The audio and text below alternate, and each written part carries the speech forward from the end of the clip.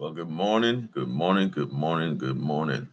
It's been a minute since I've been live on YouTube. All right.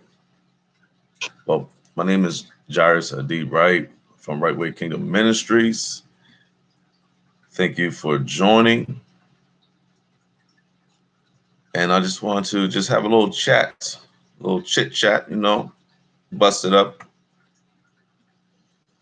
make my live chat just a little living room conversation. That's it.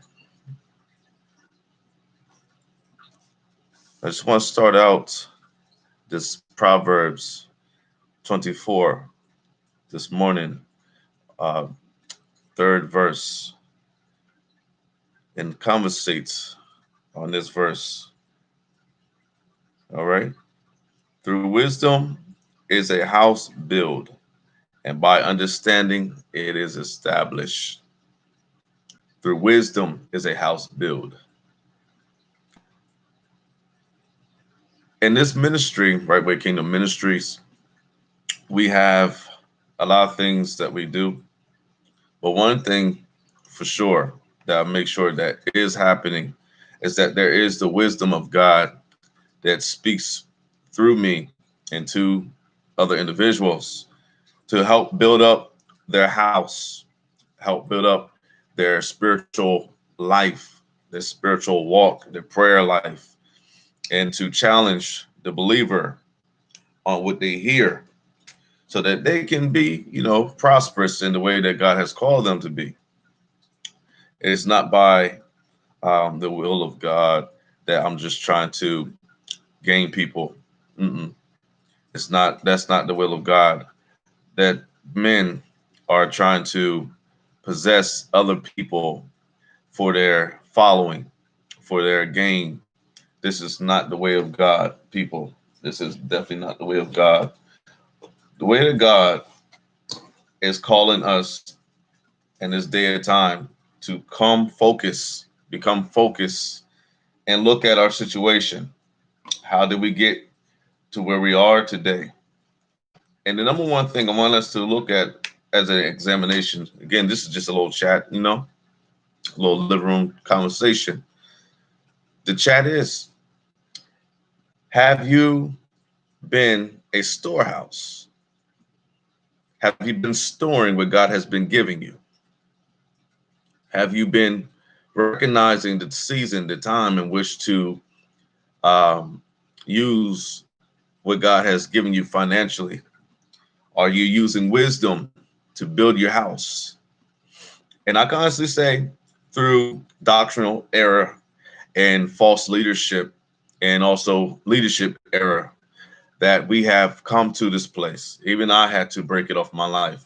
I had come to this place that every time we get paid, we have to pay tithes and offering as soon as we get the tithes and offering. Have you ever considered to sit and wait for God to give you the instruction for the money that is belong to God? It is His. All right. A lot of people always go to Malachi chapter 3 and to try to um, dispute whether tithes and offering should be given. Well, first of all, the God that we serve is the God of the Hebrews. He's God of the Hebrews. And the tithing thing, before it became a practice of Abraham, for those that don't know what I'm talking about, is Genesis chapter 14. But Abel offered up sacrifice, offering unto God. Okay. And it was accepted unto him. Noah offered burnt sacrifices unto God, and it is an offering unto him. This is a practice of God, and what he expects out of those are his people. So, how do we get today, this modern day, that people are forgetting that the God that we serve is the God of the Hebrews? He is not just the God of the Christians. I really don't like to use that term, but it seems like we think God is the God of Christians. And Christianity seems like that they are the strongest of power or authority in the earth, which is bringing us into idolatry and bringing preachers and teachers and prophets to be God or in Lord over people. And it does not allow God his place to be with his people. So with that being said, again, this is just a chat. The chat is a conversation, to bring us to where we need to be, up to speed, so that we're not codependent on false leadership, but we become truly dependent on the Spirit of God, which is the teacher. Okay, so into this conversation. Conversation is: have you been the storehouse that God has called you to be? A lot of people, I'm noticing that they come on, they trying to rant and they trying to just expose other people in their ministries. They are deteriorating the fabric of what it means to be a called out one, and that's a clear sign that that person that does that is of indeed of a wayward spirit. Nowhere in the Bible I see that we're supposed to be condemning and tearing down um, ministries. All right, every minister and ministry have their issue. It's true, but one thing about it is that if that minister does not turn to God, um, what about the people? So the people, that means, do they have an ear to hear what the Spirit of God is saying? Or they constantly have to wait for that minister to become a right way with God again in order for them to hear God? See, that's dangerous, isn't it? So just as dangerous it is for that, so it's dangerous for you to pay in a false teaching that tells you that tithing is offering is not for today and is of the Old Testament and is something that's been abolished or banished or something that's not to be practiced. Again, studying the law of God under the law of Moses, we see that it was not a Moses law. And even when we go into the book of Hebrews, it lets us know that Levi paid tithe unto God through Abraham, through, um, so with that being said, how is it tithing and all giving offering? How is that of the Torah? All right. How is that the law of Moses when it was before Moses? Okay. So with that being said, have you become the storehouse that God has called you to be? What are you doing with your finances? What have you been doing with your finances? Because truly, the world is shaped by finances: gold, silver, diamond, businesses, ownership over people, to use hard labor uh, uh, to build up their faculties. So, with this being said, there is a spirit of mammon that I'm noticing that has always been here, but no one's challenging the spirit. So, I'm saying it plainly, since this seems like there's a popular thing amongst Christianity that not to expose spirits by which they do, but they want to um, glorify and bloat and look good for some strange reason. Hey, to each his own. But to be clear, I want to be spotless and remain spotless from this movement that's happening and from falseness that's always been here. You are supposed to, every time you get paid, every time you're giving of any or anything, and anytime your business has prospered, you're supposed to consider God with your finances. You can go to the book of Proverbs chapter 3, and you will see that you're supposed to honor God with all thy substance and all thy increase. and even with your first fruits, that's what we're supposed to honor the Lord with. Okay. Again, back to Malachi, it was very important for the Levitical line for them to make sure that everything that is being received was supposed to be placed in a storehouse. So every time we, as people of God, we receive finances, have are you storing up? I know a lot of preachers take this out of context. You're not supposed to be storing anything down here, for this is the corruptible. We're supposed to be inheriting the incorruption, and so forth. Look, I get that teaching. That teaching does not deal with what we talk about today. All right. So if you're upon that teaching, this is not what we're talking about. Okay. What we're talking about is clear and is very evident that we need to have this conversation. We just need to chat. All right. Due to the corona situation, that we're going to see a lot of financial struggle. We're going to see a lot of financial devastation, even more so today. And I'm not upon in the United States talk about, oh, it's a democratic problem. No, I'm telling you, it's a world problem. It's a world problem. It's not no Democrat problem. It's not a Republic problem. It's a people problem. We don't know how to save. We don't know how to keep. We don't know how to make things a storehouse. We don't know how to make the our banking account just for God. We don't know how to set aside our finances so that God can handle our financial stability. We don't do so. We operate off of a world system, and we try to do things as the world do, and we're not prospering. We're not prospering the way that God has called us to prosper. Okay. Now check this out. Honor the Lord with thy substance and with the first fruits and all thy increase. So shall thy barns. What is a barn? It's a gathering place. It's a storehouse. That's what a barn is. To filled with plenty, and thy presses shall burst out with new wine. Okay.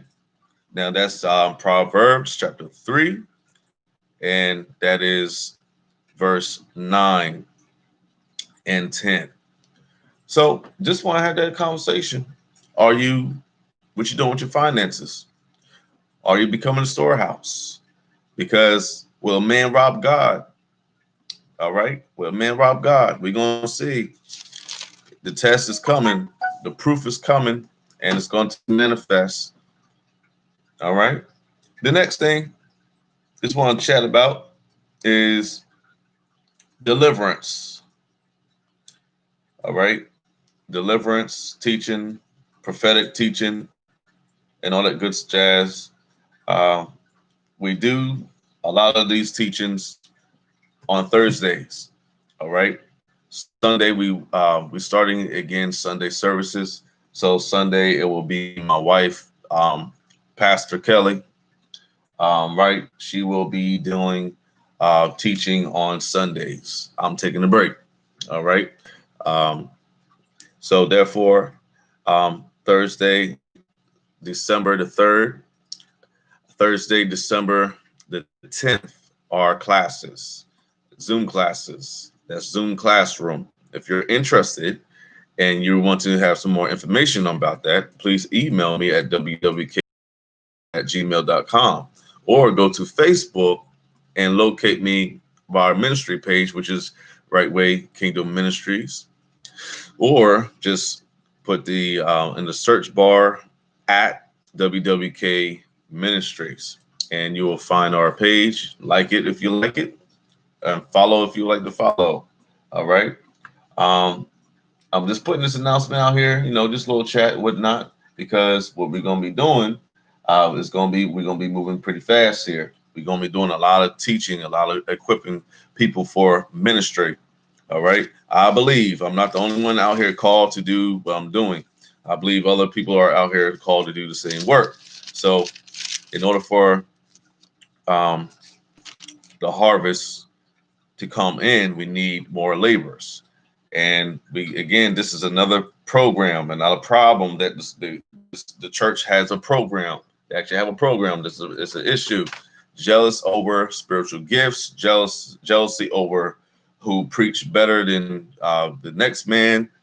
I mean, there's a lot of foolery that goes on dealing with ministry. But true ministry should be one that's willing to serve. That's the greatest one amongst us. Jesus said it himself. The greatest amongst you is the one that serves. Minister means servant. All right. You're not servant unto yourself. You're servant unto God and the place of God unto the people also. All right. So therefore, we're teaching foundational things. We're teaching strong things, strong meat, and we're making sure that everyone has the opportunity to teach and preach and make sure that they are called and according to what God has called them to do. All right. So with that being said, if you're interested, cool, contact me. If you're not, cool. Thanks for listening. Hey, um, again about that chat. Please understand. Go search the scripture. Please search it. Do yourself some self diligence to do so. Okay, but storehouse. Stop giving these people your money. Become a storehouse. The Bible clearly said in the law, this is actually now this is the law that it's supposed to be 3 years measure of your giving of the tithe. Outside of 3 years, every 3 years you tithe. All right. But everything is a substance that you're receiving, everything that you're receiving for as finances or wages, whatever, you are supposed to become a storehouse. That means you gather what the Lord has allowed you to gather and you put it away. You store it. Okay. I know a lot of people, again, like I said, they tell you that, hey, what about the talent? You don't go bury your talent. So you don't do that. You're supposed to give it up when it's in your hand to do it. Listen, use wisdom. Again, through wisdom is a house built. Through understanding, it is established. So my purpose in this conversation, this chat, all right, is for you to understand, stop giving up your finances without God giving you instruction. Please receive instruction. Please allow God to talk to you. Please let God show you how to become a storehouse, because the days are coming in which there is going to be a shortage of finances. It's going to be it's going to be a deep problem. All right, it's already forming, it's already shaping, but you've been warned, you've been told. And those that's listening to me, if you go back, I placed it on YouTube on my teachings that you actually heard me prophesy what was going to be coming on the land today. Now, with that same mind frame, that's where I'm coming from. The same mind frame, the same seeking the Lord, the same talking and understanding where God is coming from, and also sitting down with other people to judge what I'm hearing. To judge what I'm hearing, not just spilling out, hey, this is what God said, this is what God said, and it become false or not manifest and all this kind of stuff. No, we sit down and have a conversation with other prophetic people and see where they from God. Are they seeing the same thing? We don't just spew out our mouths to become false thing, and then everybody think I'm false and phony or fake. No, that's not what it is. What it is that we sit together, we need to have a table talk, and so that we can understand clearly what is God's movement, what is He trying to do, what did He want us to do, how He wants us to move. Okay, so that's how prophecy is supposed to be treated. All right, not just be blurting out, "Oh, Donald Trump gonna be president." Who's president? I don't think so. All right, or some other foolishness that prophecies always get carried away with. But this is not a prophecy. It's a straight up word of knowledge. This is going to be some issues with our finances. So therefore, prepare, become a storehouse. Again, prepare, become a storehouse. Ask God what should you do with your finances. Ask God how to keep your house from falling, how to keep your house established through a wisdom, people. Wisdom. Ask God for the wisdom.